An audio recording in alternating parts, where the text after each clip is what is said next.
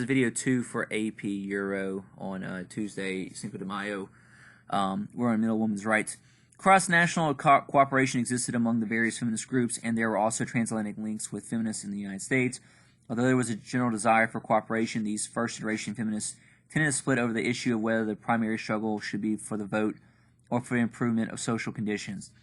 Some progressive women scorned feminism altogether, as was the case for German Marxist Clara Zetkin,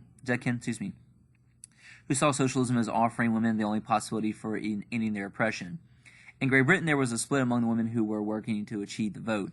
Suffragists, women who worked peacefully for the vote, were at times overshadowed in the public consciousness by individuals who joined the Women's Social and Political Union formed by Emmeline Pankhurst.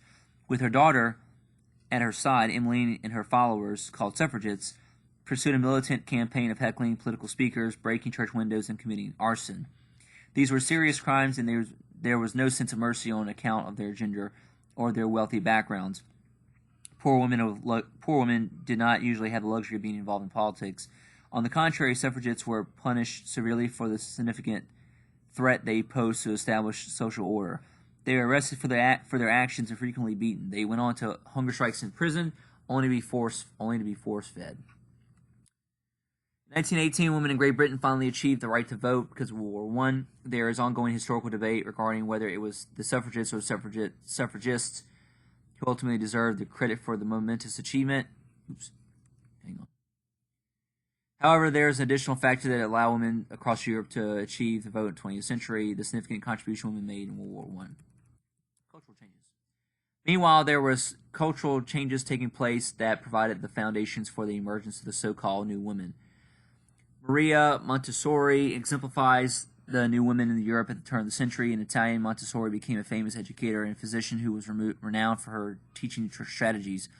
Factors such as the increased availability of birth control and greater educational and professional opportunities offered new horizons for women. For some men, this new woman was unsettling, with the British novelist D.H. Lawrence noting in an essay that women who used to see themselves as a softly flowing stream of attraction were now appointed, and they want everything. Emergence of social sciences. History. In the 19th century, there was a new impetus to take the methodological established in the sciences and apply it to the working society. One result was the emergence of history as a modern academic discipline. One of the pioneers in this new historical methods was Barthold Niebuhr, who introduced the close examination of primary source documents into the writing of classical history. His Roman history influenced Leopold van Ranke, and also led Van Ranke to challenge the traditional way of looking at history as revealing some grand design, whether that design was revealed work of God or led to a more secular purpose. Ranke felt that the historical texts of the day were unreliable, instead felt that it was necessary, like Niebuhr, to go to the original sources. Anthropology. Another social science, anthropology was born out of the sudden expansion of European dominance over large parts of the globe as a result of new imperialism. Across Europe, national anthropological societies were established, although unfortunately due to endemic scientific racism of the age, such societies often spent their time exploring the inferiority of non-Europeans. Sociology. Sociology, the study of human and social behavior, was in part inspired by the growing tendency of governments to keep statistics on conditions of their citizenry. Emile Durkheim held the first chair in sociology at the University of Bordeaux, an appointment that was met with skepticism by the more traditional faculty. Archaeology.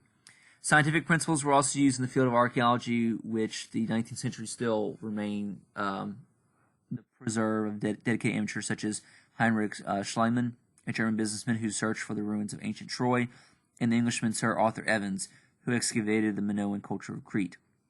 The arts. Romanticism began in the second half of the 18th century as a rejection of what was viewed as the cold rationalism of the 18th century neoclassicism, and instead placed a much higher value on the primacy of emotions and feeling. Romanticism in literature. Part of the inspiration for Romanticism came from the writer Jean-Jacques Rousseau, who in his novel Emile proposed an educational program for a young man in which the education was derived from nature, not from the rote memorization of facts.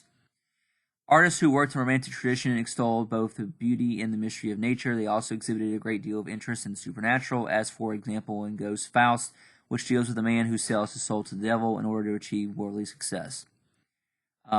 Wolfgang van Goethe. The most important of the early Romantic writers is arguably Wolfgang van Goethe. In his Sorrows of Young Werther, an epistolary novel, young Werther kills himself when his love for a woman is not returned. The novel proved to be so popular that young men throughout Europe began to dress in clothes similar to Werther, and in some extreme cases killed themselves. Goethe was the greatest figure in the Sturm and Drang generation of German Romantic writers of the 1770s and 1780s. These writers were introduced to an interested French public by the author Madame de Stael, who was living in exile in Switzerland after angering Napoleon. Romantics explored folklore and traditional peasant life because country people were idolized as living closer to nature. Romantics also found it necessary to break with traditional styles of the past.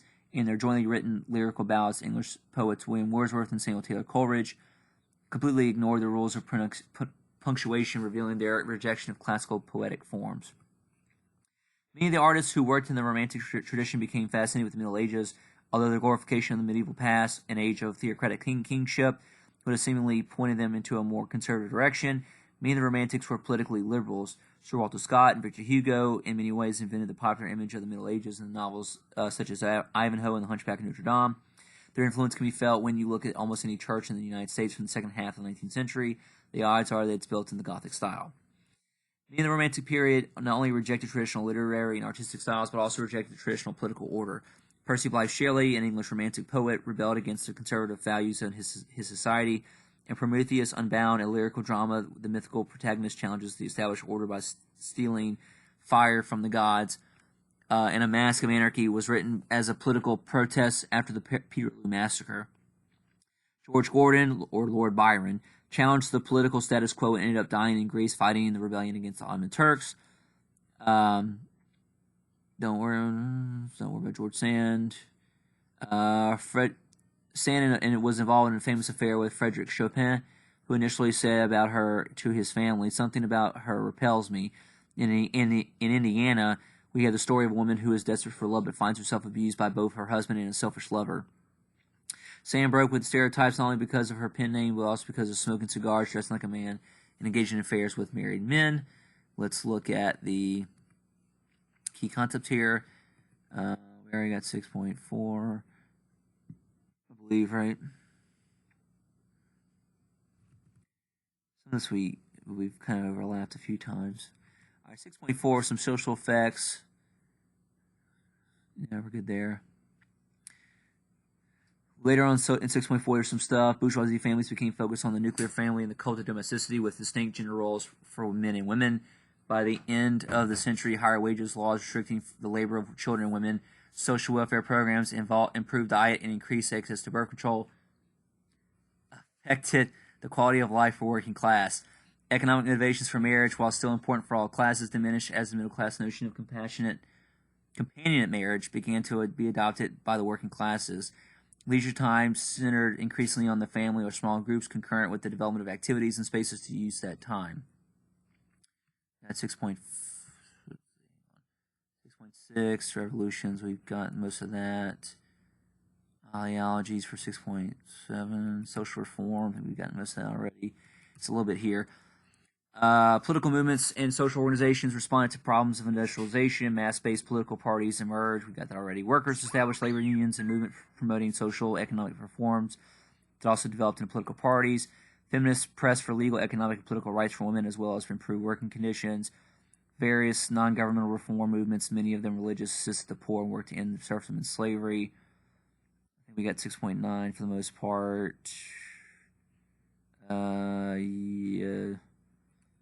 Reform transform unhealthy and overcrowded cities by modernizing infrastructure, regulating public health, reforming prisons, establishing modern police forces. The reforms were enacted by government motivated by such forces as public opinion, prominent individuals, and charity organizations. 6.10 we're good on. We're going to Unit 7 real quick, looking at that. Nationalism, we're not there yet. We're not there for 7.3. We have covered Crimean War for there. Oh, no, we covered all that already. That's all Bismarck and stuff. Darwinism we covered for 7.4.